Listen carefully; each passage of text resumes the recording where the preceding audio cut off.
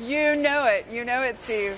Cameraman Michael, and on the mic, of course, Dan Murphy, and Emma Graham making an amazing appearance as usual as the producer. I have to say, what a vicious scrum, and he got so much out of it, didn't he? Really kicking the competition. But I want to bring in our guest now, Dan Yergin. Dan, we heard just a few minutes ago in that fantastic fly-by-night interview with Dan, the other Dan Murphy, about the Aramco IPO, talking about the listing, talking about the timing.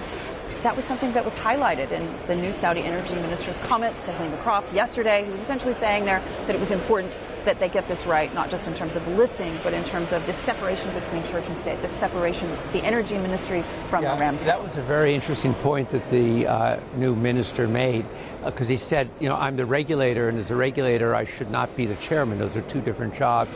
And I think that was a very clear exposition of this change that's continuing to happen.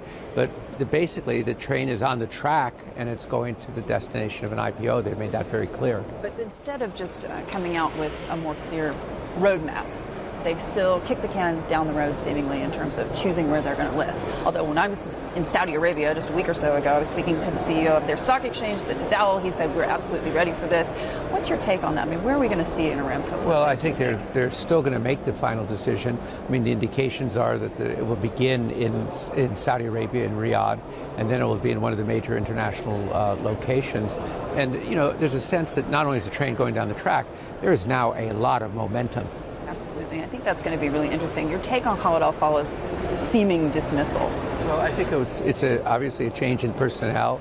He's been a minister. He's very well known. He was very adept minister, very effective on the international stage as well. But you don't seem to think this is going to impact that Russia relationship? No, I think that there's still Prince Abdulaziz has been in the ministry for a couple of decades. I've known him over a couple of decades. He's a very skilled negotiator. I remember when he was in Washington negotiating the WTO, entry of Saudi Arabia into the WTO. So he's been very much a part of the whole sort of OPEC, non-OPEC discussions for decades. So he brings a wealth of experience, and they all know each other. They all know him. So one of the questions I think for most folks watching what's been happening over the last 24 to 48 hours is, yes, we saw a slight rally in the price of oil, but at the end of the day, this is about the market fundamentals. And the game changer, of course, has been President Trump really changing the game tweet by tweet. Well, and trade war by trade war. I mean, I think that on the one hand, we've seen oil prices up and, you know, and sort of moving towards the upper end of the boundary. President Trump is very sensitive to oil prices when they get above the $65.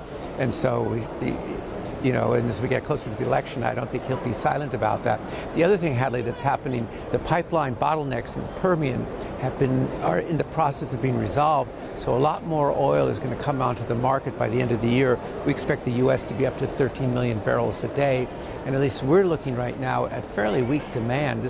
We're in one of the weakest periods since 2008. We think demand growth this year is under 1 million barrels a day.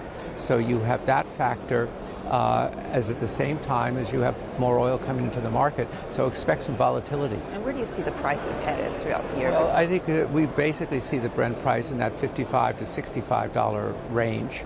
I mean, that's what, and you know, from day to day, it will surprise people, but it seems to us it's in that range. Obviously, there's this recession fear out there, weak world economy that's affecting demand and affects expectation for price. So when we look, for instance, that we do at IHS Markit, the PMIs of manufacturing and so forth, they show weakness. We see strong consumer economy in the United States, but the weakness, worry about the weakness in the economy. Hi, I'm Joanna Bersecci, and thank you for watching. You can check out more of our videos by clicking on the boxes on the screen. And don't forget to subscribe to our channel for more from CNBC International. Thank you for watching.